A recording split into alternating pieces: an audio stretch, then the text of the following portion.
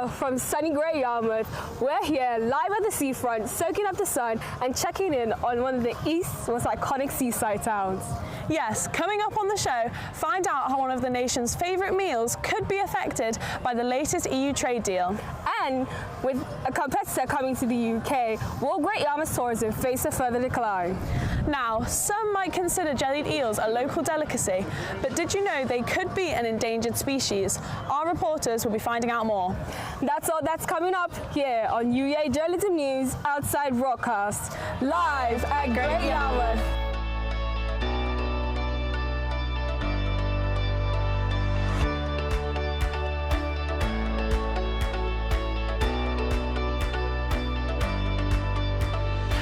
Hello, I'm Nemia Soka. And I'm Katie Whitaker, and you're watching UEA Journalism News. We're here in Town Hall. We set up shop with the whole team. And after a busy day with lovely weather, let's get into the first story of the day.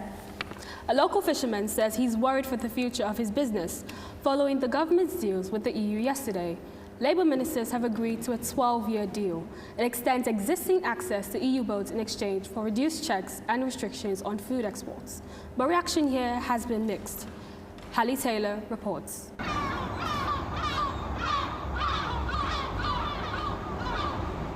We're here at Great Yarmouth at the quay, and I'm here to meet Paul Lyons, a fisherman, and he's been fishing all his life.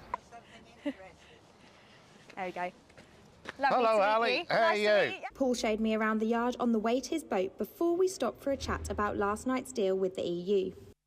Well, the fishing industry is certainly not going to have the recovery expected after 26. I mean, we had a term of 5.5 years where we allowed foreign vessels access to our waters unhindered and the same terms and conditions. Well, what they've done is extended them terms and conditions before the first deal had actually ran out.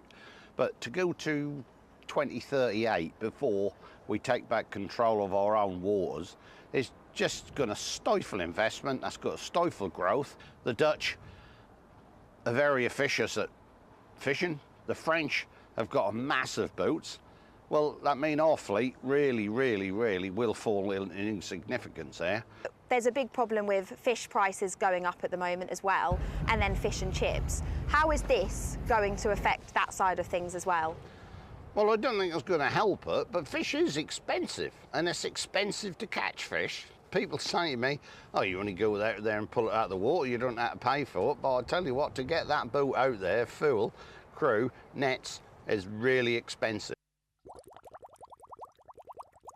The government have said that their plan will modernise Britain's fishing fleet as part of a £360 million growth fund. But where does Paul think this leaves fishing? There's better investments now than fishing. And with the government not backing its fishermen and making it a bit insecure, well, that's just no good. Are you paying more for your everyday food essentials? The number of food banks in Great Yarmouth are increasing every year, making it harder for working class residents to feed their families. Henry Lockyer has been to Shrubland's Community Food Hub, a community staple that is starting to reach full capacity. The cost of food is on the rise, again, and the people of Yarmouth are no strangers to food banks. It's no surprise fast food chains like KFC and McDonald's are rolling in cheaper deals. Food inflation has reached its highest point since February. That means that essentials like bread, meat and veg are harder to buy. According to the British Retail Consortium, food is now 2.6% more expensive than it was a year ago.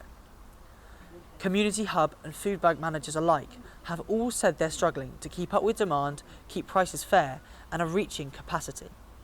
I'm outside Shrubland's Community Food Club, who've been feeding the residents of Yarmouth for 4 years. They've become a real pillar of the community. Julie Woods is the sole manager of this non-profit food hub. Though it's reaching a full capacity, her aim is to provide affordable food for all those who need it. We're already reaching over 670 households within Goulston, so I think that's quite a high number of the people that we need to already reach. We have a lot of people that aren't on benefits, that are working part-time and struggling. Labour councillor Trevor Wainwright has worked alongside Yarmouth's food hubs for 23 years. You know, people look at food banks as the norm. Well, it shouldn't be the norm. You know, people should be able to earn enough money to actually, you know, provide for themselves. You know, over the last probably 10 years, you know, we've got food banks all over the place now, and we've even got food banks in schools. With Keir Starmer's Brexit deal reducing food export checks aiming to lower food prices, we can hope to see a decrease in those needing food banks and more affordable food for all. Henry Lockyer, UEA Journalism. Today is the first day of a charity initiative to hand out free baby clothes and offer a safe space to parents to gather here in Yarmouth. The scheme is run by Grow Baby and has a wide range of baby clothes available for newborns all the way up to 2-year-olds.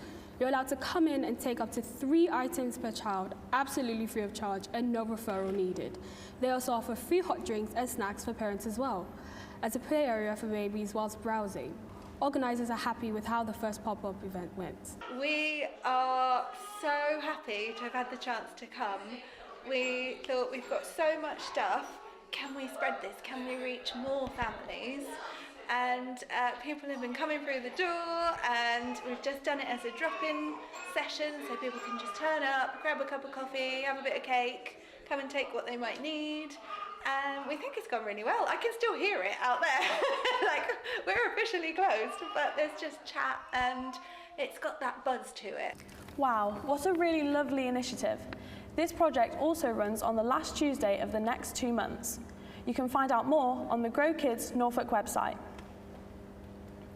It's been in ruins for 17 years, but the winter gardens here are finally going to be refurbished.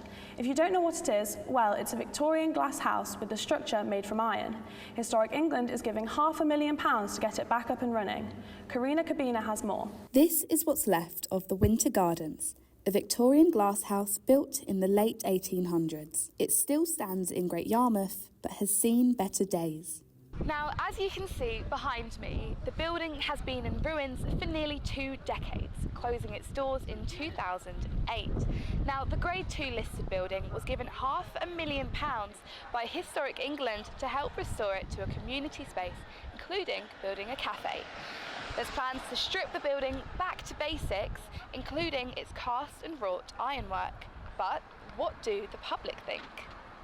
Well, I think it's a really good idea to get it, or try to get it back to what it used to be, instead of bulldozing it down and putting lots of modern things up.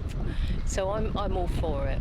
I think it's a total waste of money. I mean, the money given to them by, was it a grant of some sort, national, that it should be worth putting to somewhere else more better. This thing is ready to fall down, has been really since the turn of the century. Why waste the money? The restoration is part of the council's attempts to revitalise the coastal town. Yet some claim that these places are already dying. Well, actually, I disagree with that statement that coastal and seaside towns are dying, because, you know, we've got statistics that show, certainly over the last 3 or 4 years, that footfall and visitors has been increasing year on year. Now, a lot of the feedback for the renovations have been positive, but there are some locals who are suggesting that there are other buildings that also need renovations to happen to them. Is there a potential plan for any other buildings to sort of undergo a big restoration like this? There will always be horizon scanning done by the local authority on what buildings need further investment and what buildings might make further commercial opportunities. The council say the project should be completed in 2027. Yet Great Yarmouth is still divided over the Winter Gardens restoration. Karina Kabina, UEA Journalism News. What do roller coasters, carousels and candy floss make you think of? For many of us, Great Yarmouth might spring to mind. But just over 100 miles away, Universal Studios is building its first European theme park near Bedford, and people involved with tourism here say it could have an impact on their business. Our reporter Cameron Noble has been finding out more. Perry's Ice Cream has been contributing to Great Yarmouth's economy for 30 years, but there's tensions. Yeah, that would just be no money, no money coming in. Leanne's concerned that as tourism increases across the region, she will not be able to stay in business. Just be pretty much could end quite a lot of businesses, really.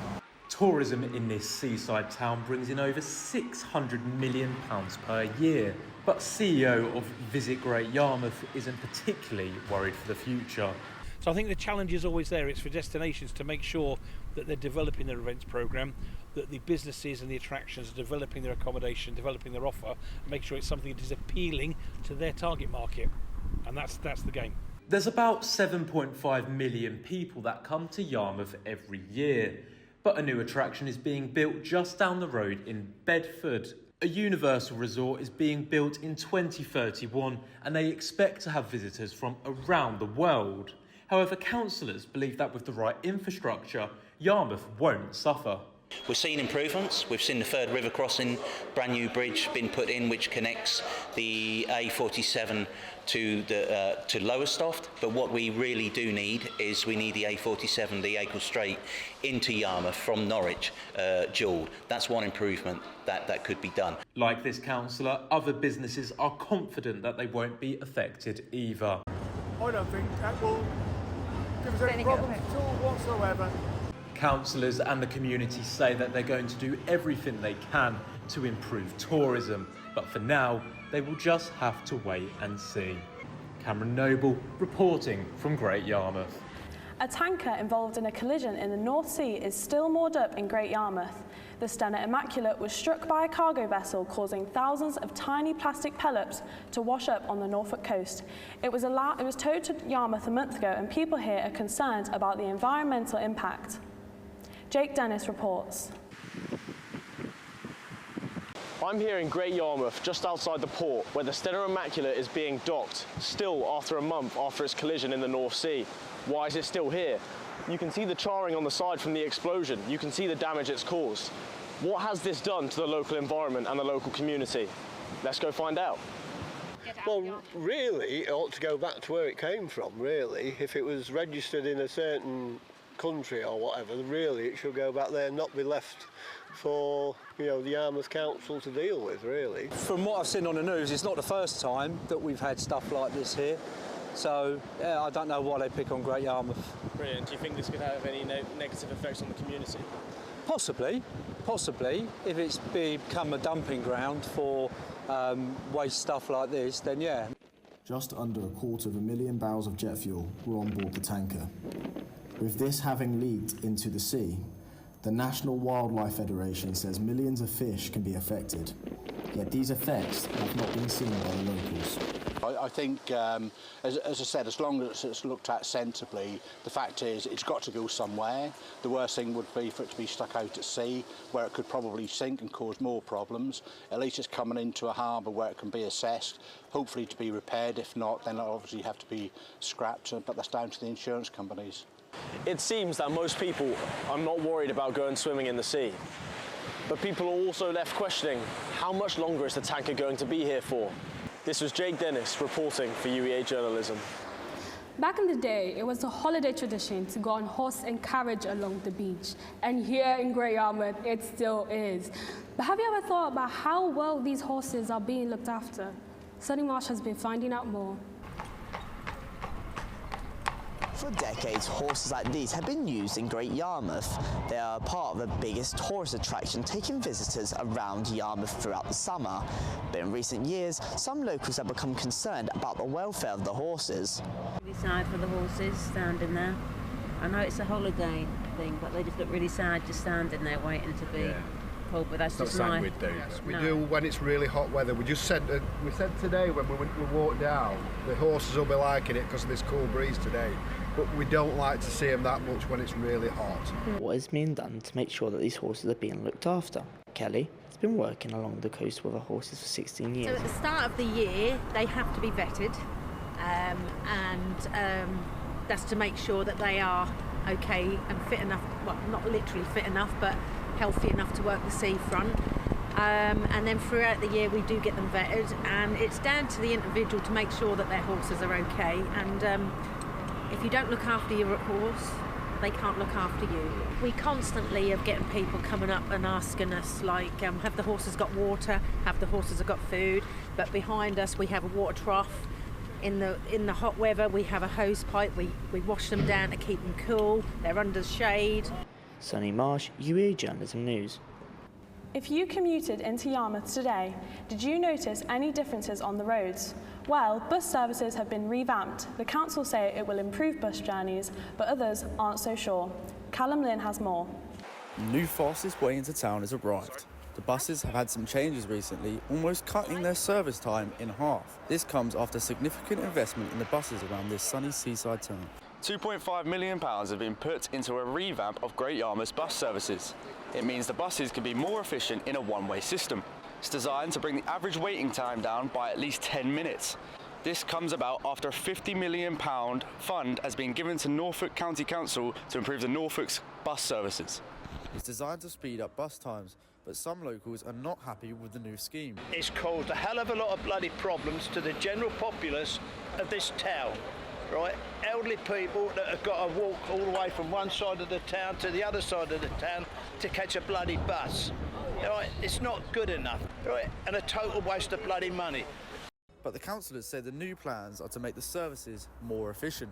We always wanted to try and make the bus routes as efficient as possible, not only for residents, but also for environmental purposes. Now that we've got the £121 million third river crossing complete, it gives us another route to be able to take closer to routes such as the hospital or towards Lowestoft.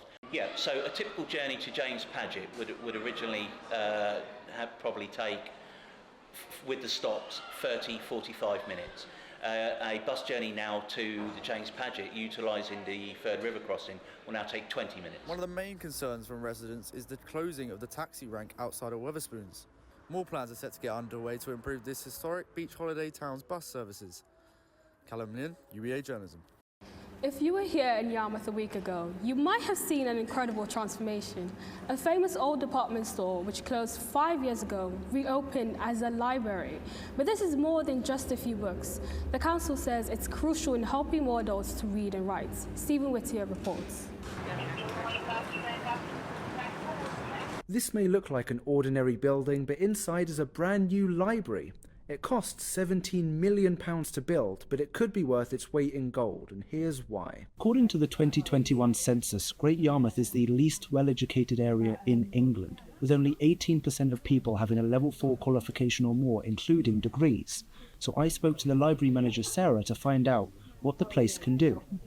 So now that we're central, I think that this will encourage a lifelong love of reading. Because we've got the registration service here, every moment of your life will be documented from your birth up until your death.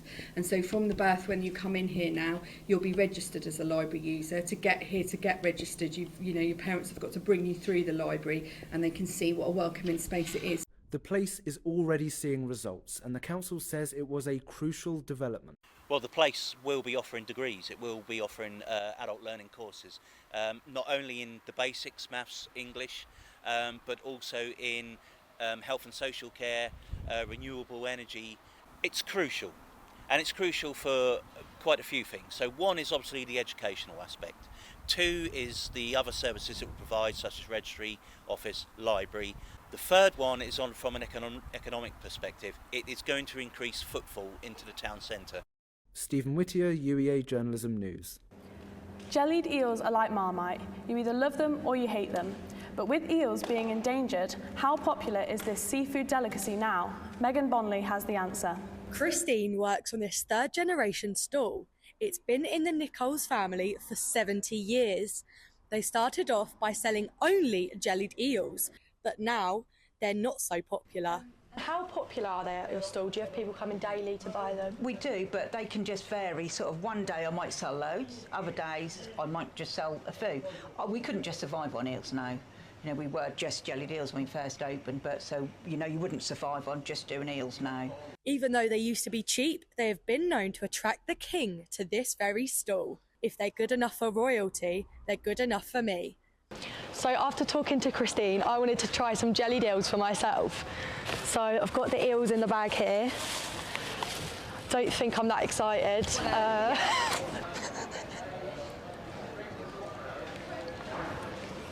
No, that's not for me. I actually can't. Turns out they're definitely not for me, but I wanted to see what the great people of Great Yarmouth thought. There's a bone in the middle.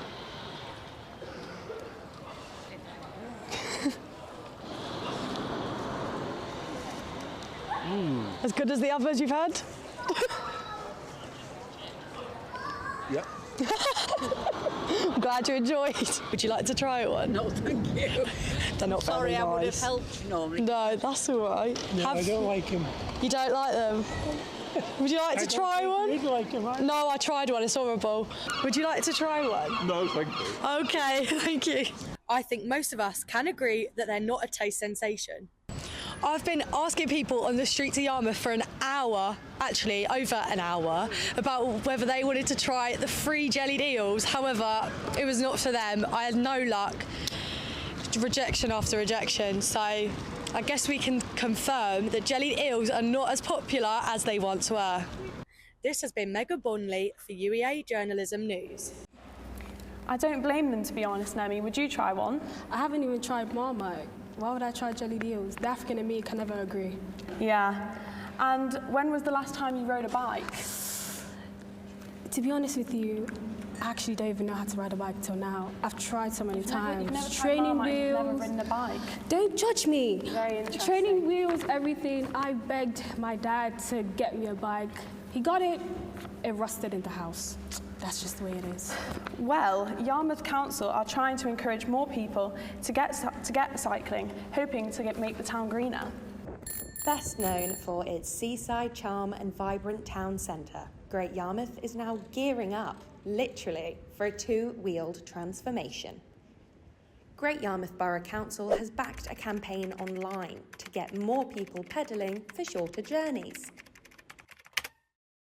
But is this something people want? Do you notice more people aside from Yarmouth or not? No, I've seen a decline in it, if anything. Yeah, a lot more people are just taking buses and walking. I don't see a lot of cyclists. Not really, no. I don't think anywhere is really, because you're always battling against the cars. Let's look at the numbers. 5 years ago, the amount of miles cycled across the UK was 5.3 billion. But just last year, in 2024, the numbers fell to 3.6 billion. That's nearly a 38% decrease. This bike repair shop is hoping to steer the town's future. Yeah, so Great Yarmouth needed a bike shop after Halford's closed, especially around small towns like this. So it takes 5 minutes to get somewhere on a bike where you could sit in a car and take 20 minutes. Whether it's running errands or just enjoying the coast, Great Yarmouth is getting ready to ride into a cleaner, greener future. Greyhounds racing at Yarmouth Stadium are struggling to find homes once they've retired, as waiting lists grow ever longer. Let's hear from sports team reporter Emily Wallace has more. Welcome to Yarmouth Stadium. Right now it's quite quiet. There are no greyhounds running around, but if you were here last night like I was, then there were 72. 12 races, 6 dogs at a time, and they run past you about 38 miles an hour, so pretty fast, and it's a very, very exciting thrill. However, at the minute, there is a slight issue in the sport with the rehoming side. There's a lot of dogs running around these tracks and big waiting lists at rehoming centres. So, like I said, I was here last night and I found out all about it. Flags waved, hares running, and away they go. Here in Yarmouth, the greyhounds racing here retire around 4 years old, but at the minute, due to waiting lists for rehoming centres, they're staying in the racing kennels long after they retire. Yeah, well, I've got 10 retired at the minute. When you think I've got 45 dogs in the kennel, that's obviously nearly a quarter of the percentage of that are homing, and the homing is just really slow. Don't really know why. They're probably the best pet you can have. Lazy couch potatoes, spend most of the time couch, couple of walks, but yeah, the homing side's really hard. But I've got dogs there that have been retired. I've had them 9 months and they're still in the kennel. Here in the Home Run Hounds Eastern Counties that take ex-racers from Yarmouth, Ingrid Wright has been rehoming them for over 25 years. There has always been dogs on waiting lists. I think the only time any of us actually got anywhere close to there not being dogs on a waiting list is in COVID. Everybody wanted a dog. We do have a lot of dogs that are actually coming to us and that are on our waiting list that are 6, 7 and 8 years old. And quite often you find with people, if they want an oldie, they want 10 years plus. And if they want a family dog, 5 years is pretty much their cut-off. But what we try to do is we get out and about as much as possible at different events. Ultimately, they are their own best advert. Currently, the Greyhound Derby is going on at Towcester. At the track are multiple ex-racers promoting the breed and collecting money for the rehoming charities. Gail May from Greyhound Homing UK oversees the fundraising. One home is worth thousands of pounds, so that's really what, as an organisation, we're trying to do, and see if we can sort of make greyhounds the go-to pet, as opposed to the dogs they are at the minute, where maybe some people think they're not lovely cuddly dogs and they think they need loads of exercise and all those usual things. Back to Yarmouth, without homes for the dogs, there could be less seen on the track. Well, I have 3 greyhounds currently sitting on my sofa at home, and I can vouch that they definitely are the best pets. But now on to other sporting news. 65% of young people in Great Yarmouth believe that youth crime is a problem. Andy Gray, head coach at Kingfisher Boxing, believes attitudes can be changed through the values of the sport. We have, on the sessions, we have 3 sessions a night, and sometimes we get 30, 40 kids in one session. You can say half of them could be in trouble straight away. Norwich City are still yet to appoint a new manager after the sacking of Johannes Hoff Thurup last month. Bristol City boss Liam Manning is currently the bookies' favourite to take the role, with former Canary Gary O'Neill also in the running. The Canaries finished 13th in the Championship this season, 11 points off the playoffs. That's all the sporting news I have for now. For more, you can go check out UEAjournalism.com. But from me here at Great Yarmouth Stadium, it's goodbye. Now we are going to our weather reporter, Oliver Quilter, for an updated report. I'm here on the beach and it's an absolutely stunning day. I know it's not usually like this, but today we've struck gold with highs of 15 and lows of 9 as we get into the evening. Now, as you can see, there's a bit of a gust coming in from the north, but with hardly a cloud in the sky, I'm not going to let that ruin my beach day.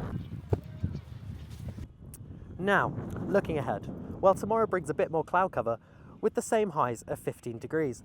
And the weekend, well, we're in for a treat with highs of 20 degrees and even more gorgeous sunshine.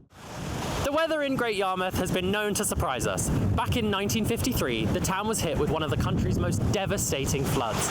Fast forward to now, and we see blazing summer highs and even some spring snow. So, if you don't like the weather, just wait 10 minutes. But we don't see weather like this often, so I hope you don't mind, but I'm off for a dip.